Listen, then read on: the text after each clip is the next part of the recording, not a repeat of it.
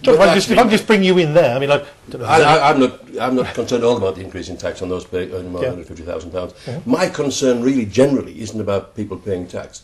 My concern is about the tax that's wasted. I think it's right that people that earn more should pay more tax. I've got no problem with that at all. Do you think they should be? Do you think the government could have gone further? Do you think it could have gone up to 50? I don't know. I'm not sure, but it doesn't concern me. Here we are. You see, I'm just asking you a question. I'm quite entitled to ask you a question. Absolutely right, and that doesn't concern me generally. In fact, that's better if that can solve the problem. Whether it will or not, I suspect it'll have neutral. It'll help, no difference. And I would let's not get that into it. What we've got to do, what I really want to see is that the government and the economists in the government have learnt the lesson. I'm not sure of that. That's my biggest concern. This is really an opportunity to make some structural changes that will improve society, including carbon footprints, etc. Okay. So when you talk about structural changes, what do you mean by structural changes, John? Just elaborate a bit for the viewers. Generally speaking, in this economy, there's too much regulation. And we think that's free. It's all well intended, but it costs too much. There's too many social charges. Now, we're a strong economy. We're a wealthy economy. We can afford to take care of those less well off. But those costs come into some businesses more than others.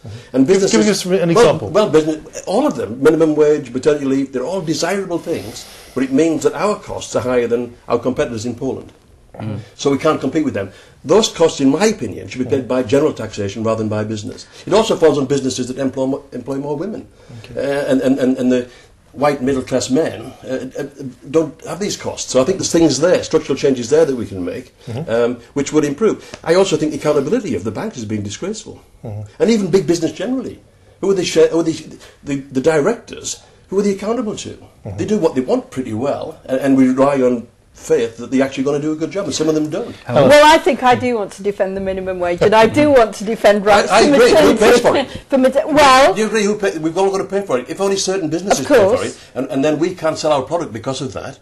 Of course. I'm not saying it's socially wrong. I'm saying well, who pays for it? And it should be all of us. I'm not saying it's a free good, but I am saying that in the North East, 70,000 people have benefited from the minimum wage, and that means that 70,000 people have got more money in their pocket which they can use on the high street to spend. So I don't think it's just a one-way street in the way that you were describing. Or take maternity leave and maternity pay. I'm not saying it's not desirable and right. I'm just saying who should pay for it. Well, it's a mixture, isn't it? No, all of us should pay for it.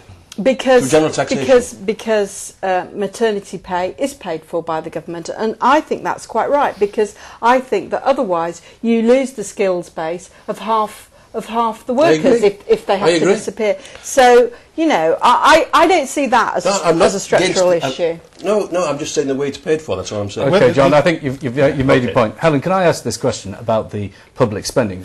John was tempting to go there. Yes. Look, 50,000 more staff have been hired by government-funded organisations or the government themselves in the last 6 months. Everyone else is laying people off. There's not even a jobs freeze with the government. Surely there has to be a real grip now on public spending. I think that's a very reasonable point, and that is why we're looking to have £5 billion worth of savings every year. Everybody knows that some of the things that are done in the public sector, we have to do in the public sector. We have to run the hospitals through the public sector. We have to run the schooling system through the public sector. And the great British public support those public services. But equally, everybody knows that everything isn't always as efficient as it could be, and all those things need to be revisited, and where we can use new technology, that also needs to be introduced. Yeah, absolutely. I mean, you must, as a former Treasury official, your teeth must itch seeing the Guardian's public sector jobs pages with a lot of what some people cruelly describe as non-jobs in councils. Like Nick's council doesn't always have them, but I'm sure he has his fair share. But they're all around the country, these non-jobs. Well, I'm not sure. I think that might be a little bit unfair. I mean, it's very easy to throw things around about non-jobs, but I think that the underlying issue about being responsible for the way public money is used is important. And when I was on the Public Accounts Committee, I mean, we were reviewing twice a week, you know, areas of public expenditure, and actually the Public Accounts Committee was achieving 8 times its own cost in terms of public spending savings. Graham, isn't one of the remarkable things about the debate we've had today is that we have two guests who both agree with, broadly, not completely, but broadly, the government thrust about trying to get more money into the economy, trying to avoid the depression of the 1930s. And it's, the Tories are completely isolated in wanting to sit on their hands, sit back and let things run their course. That's a parody of the truth. The Tories have got ideas on national insurance cuts, they've got ideas on holidays on VAT, they've got ideas on underwriting credit. In fact, I was going to ask Helen that very question. Wouldn't it be very helpful if the government was to underwrite credit in the market now for companies like, Woolworths is potentially going completely bust because the suppliers can't get credit insurance for their goods in Woolworths shops. If the government just was able to do something like the export credit guarantee scheme for retailers or construction firms, that might cost less than pumping all the money in. Well, I think if you look in detail at the programme, you will see that we are guaranteeing interbank lending. We are providing £1 billion worth of guarantee support for small businesses for domestic borrowing and a further £1 billion in export credits for small businesses. So I think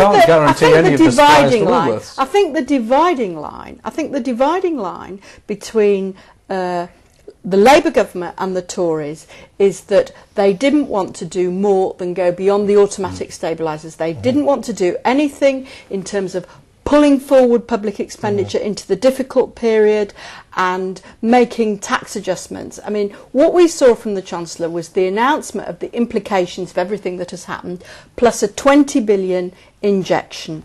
And it's that 20 billion injection that the Tories wouldn't have had. I think they're all fiddling with the deck chairs while Titanic's sinking. I've never seen anybody in the political parties dealing with the real problem, except backbenchers and people in the street. People in the street know we're spending too much. What's the solution? Spend less. And neither party, in my opinion, all three, are not dealing with that at the top. Backbenchers seem to be. I've seen some backbenchers talking about it. That's my concern in all parties. My final question to Helen. I heard George Osborne talk about kids in the future and paying these bills. Now I looked at my own daughter who's going to qualify to be a doctor, we hope, in about 2 or 3 years, 2020. She's going to start work with a higher tax bill than I started work in many ways because she's going to have to pay for this huge borrowing. Is that fair on our children? Well, that may seem unfair, but the truth is we're spending 3 times as much on the NHS. We've got more doctors, so your daughter is more likely to end up being a doctor than she would 20 years ago. Touché. Thank you very much. That's it for this edition of Northern Decision Makers. It's goodbye from myself, Graham Robb, and Nick Wallace. Goodbye.